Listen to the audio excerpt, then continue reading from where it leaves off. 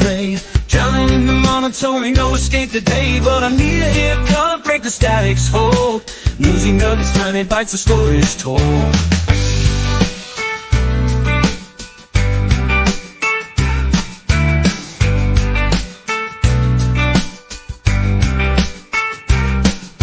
Say goodbye to boredom, headlines made of gold.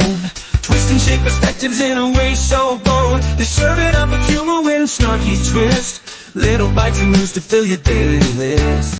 Hey guys, it's Mo, and for your afternoon Newsy News Nuggets on July the 22nd, we have 3 stories for you. First, I guess the Crumbly rule no longer applies.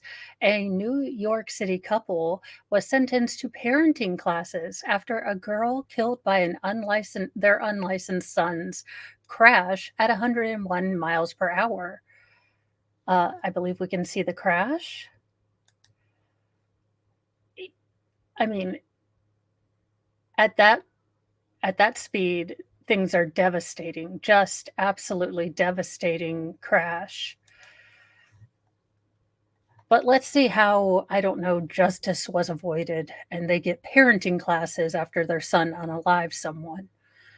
The parents of a Queens teenager charged with killing his young gal pal in a high-speed crash last year were ordered to take parenting classes Monday for letting the unlicensed 16-year-old get behind the wheel of their high-performance BMW.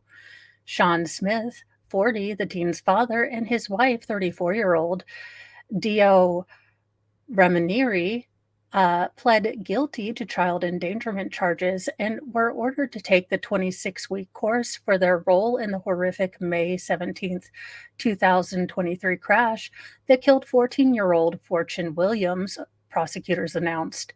Smith was also sentenced to 3 years probation by Supreme Court Justice Michael Yavensky. The parents of the 16-year-old gave their son a BMW when he did not have legal authority to drive it anywhere in New York City, Queens District Attorney Melinda Katz said in a statement. We allege that because of their teenager's action, 14-year-old Fortune Williams is now dead after she was thrown from the car when it crashed into a UPS truck at more than 100 miles per hour. Katz said, parents who provide vehicles to their children and let them drive illegally can be held responsible in the cases of tragedies such as this one. Well, is the son who did the dumbass thing going to get charged? The deadly crash was so violent that police said the red 2005 BMW 325i was nearly split in half. The now 17-year-old teen, whose name has not been released, is facing up to 15 years behind bars if he is convicted for manslaughter and other charges pending against him in the case. And this is the young lady that unfortunately lost her life. I mean, her parents will never get to walk her down the aisle, will never get to see her graduate, will never get to hold her, the grandchildren they would have gotten from her, all because these other parents let their kid do something that was completely illegal. I mean, at least they're having to do parenting classes, but this was totally avoidable. And I'm sure that UPS driver was hurt. I mean, going 100 miles an hour, everyone's going to be hurt. According to the authorities, the boy was driving with Williams in the passenger seat when he clipped the back of the UPS truck at 101 miles per hour and spun out of control, sending the victim through the windshield and into the back of the truck, unfortunately having her pass instantly. And again, to the family of this young lady, I am so sorry. There aren't words. There really aren't. The car then slammed into a tractor-trailer that was driving in the opposite direction. The posted speed limit on the road was 30 miles per hour, prosecutors said. The UPS driver, who was climbing into his truck at the time, was thrown to the ground and injured. The Queens DA office said Smith initially told cops that he had bought the car for his son, although the teen only had a junior driver's license and was not allowed to drive in the boroughs. I don't know anything about New York driving laws, so maybe they only let teens drive out in the boonies. Just as a person from the boonies, I hope Indiana doesn't start that. Although it has been nice to teach my 2 daughters on, country roads where there's not a lot of people around us.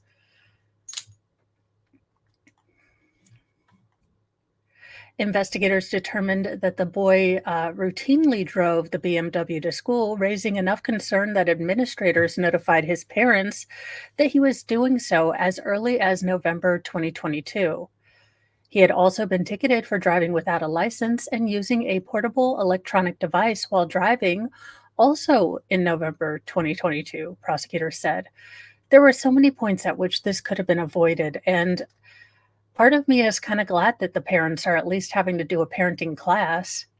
I mean, I don't know what help that does now, but it I why would you get a teen boy a high-powered sports vehicle? That just is beyond all sense of sanity to me, but well, if you used Airbnb, you might have gotten duped by the wolf of Airbnb, but he's going to prison, y'all. He's trading those, fly aviators for an orange jumpsuit. Self professed wolf of Airbnb sentenced to over 4 years in prison for defrauding landlords. I mean, with those aviators, he couldn't possibly be lying to you. I don't know. I read Greasy Bohunk right off the rip, and that is from 16 Candles, and I stick to it. 16 Candles, the John Hughes movie that I most wish would come true in my life. A Florida man who boasted that he was the quote unquote wolf of Airbnb was sentenced Monday to 4 years in prison for defrauding New York City landlords and a federal pandemic relief program. So all my tax money that we printed out, it went to you because I'm sure you needed it during the panorama. Conrad Bitcher, I mean, does kind of fit, and you could become one in prison. Of Hiley, Florida, was sentenced in Manhattan federal court by Judge Lenora G. Sofield. The prison term is 4 years and 3 months after Bisher pleaded guilty a year ago to wire fraud. He was ordered to forfeit $1.7 million and pay $2.2 million in restitution. He declined to speak at sentencing. Prosecutors said Bitcher operated at least 18 Manhattan apartment as many hotels while during the panorama as an excuse not to pay landlords more than $1 million in rent from 2019 to April 2022.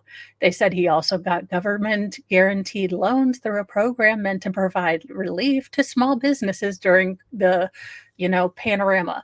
No, I was assured quite comfortably that there would be checks and there would be no fraud.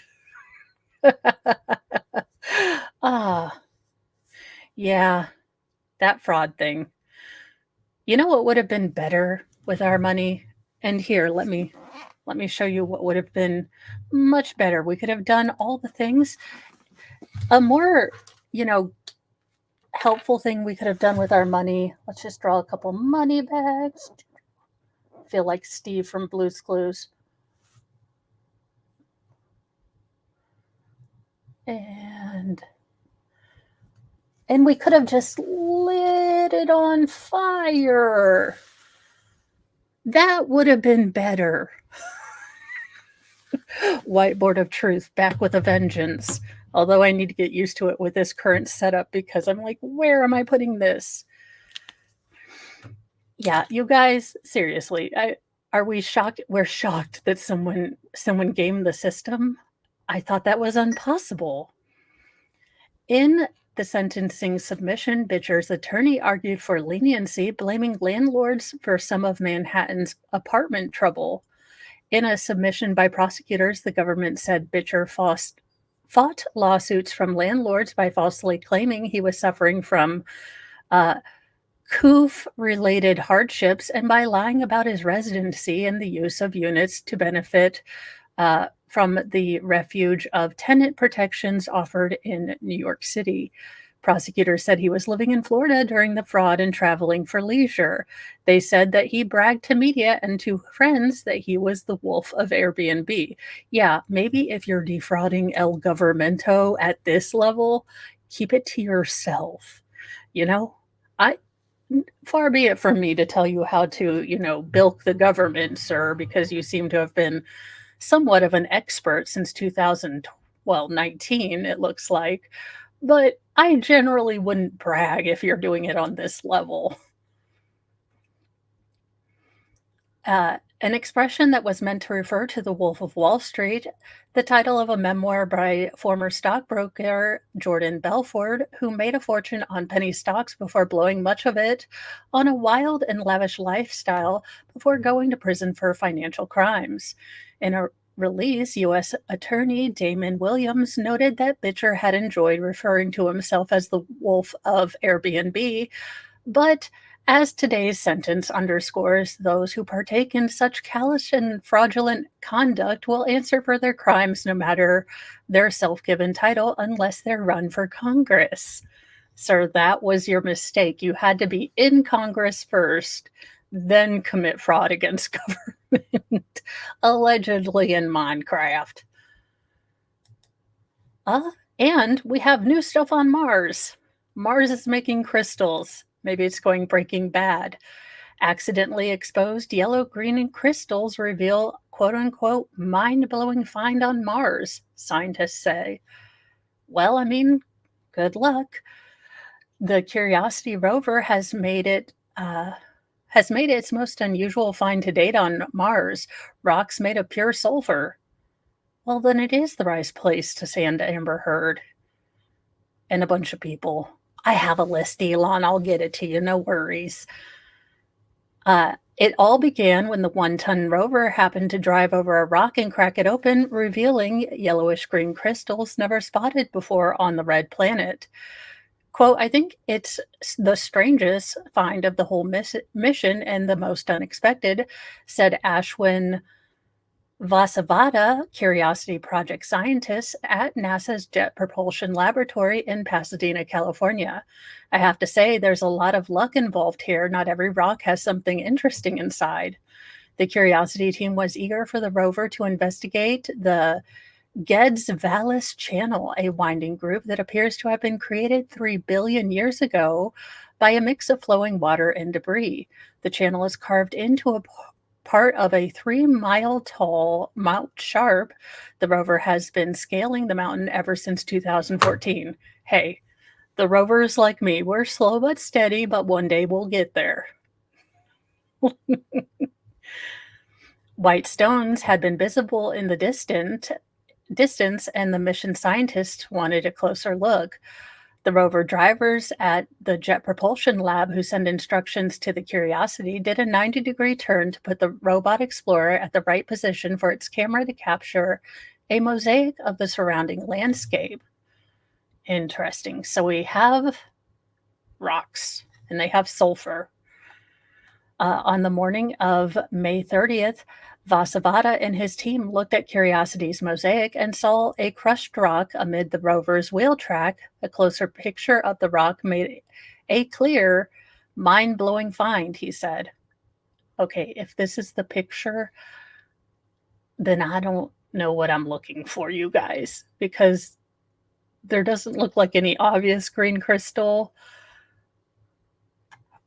But you guys know I'm not an astronomer or even an astrologist or even a phrenologist. I'm really just a mom from the Midwest. So some of curiosities, such as lakes that lasted millions of years and the presence of organic materials, have played into the rover's ultimate mission goal, trying to determine whether Mars ever hosted a habitable environments. Now, scientists are on a mission to figure out what the presence of pure sulfur on Mars means and what it says about the planet's history. Curiosity has already discovered sulfates on Mars, or salts that contain sulfur that are formed when water evaporates. The team has seen evidence of bright white calcium sulfate, also known as gypsum, within cracks on the Martian surface that are essentially hard water deposits left behind by ancient underground water flows. No one had pure sulfur on their bingo card, Vasavada said. Sulfur rocks typically have what Vasavada calls a beautifully translucent crystalline texture, but weathering on Mars essentially sandblasted the outside of the rocks to blend them in with the rest of the planet, which is largely shades of orange. Members of the team were stunned into silence twice, once when they saw the gorgeous texture and color inside the rock, and then when they used Curiosity's instruments to analyze the rock and receive data indicating it was pure sulfur. Previously, while exploring Mars, NASA's Spirit rover broke one of its wheels and had to drag it along while using the other 5 to drive backward. The drag of the wheel revealed bright white soil, which turned out to be nearly pure silica. The presence of silica suggests hot springs or steam vents may have been a part of Mars and could have created conditions favorable for microbial life if it ever existed on the planet. The silica discovery is still one of the most important findings by the Spirit rover, which operated on Mars from 2004 to 2011. And Vasavada says it's what inspired the team to look behind the Curiosity rover, otherwise they wouldn't have seen the crushed sulfur. My jaw dropped when I saw the image of the sulfur.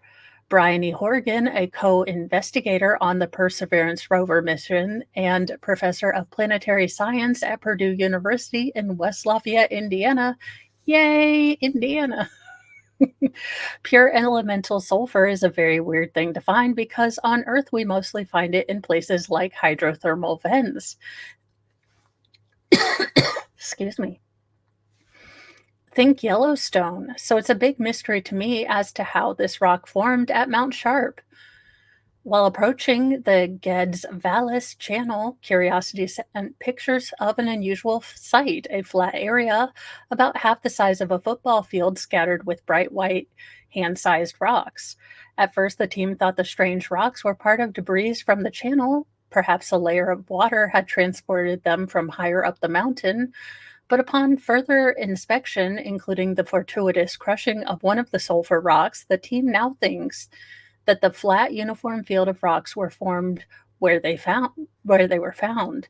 The team was eager to take a sample of the rocks to study, but Curiosity couldn't drill into the rocks because they were too small and too brittle. To determine what process formed the sulfur rocks, the team considered nearby bedrock instead. Pure sulfur only forms under certain conditions on Earth, such as volcanic processes or cold or hot springs, depending on the process. So there you go. There's sulfur on Mars, which again makes it the perfect place to send some people. Elon, again, I have a list. I will be sending it to you. Anywho, I hope you guys enjoy these afternoon and morning Newsy News nuggets. And I like making them. So, if you like them, please subscribe, share, like, do all of the YouTube-y things. And I will see you tonight for Nightly Newsy News. You guys have a great day. Bye, guys.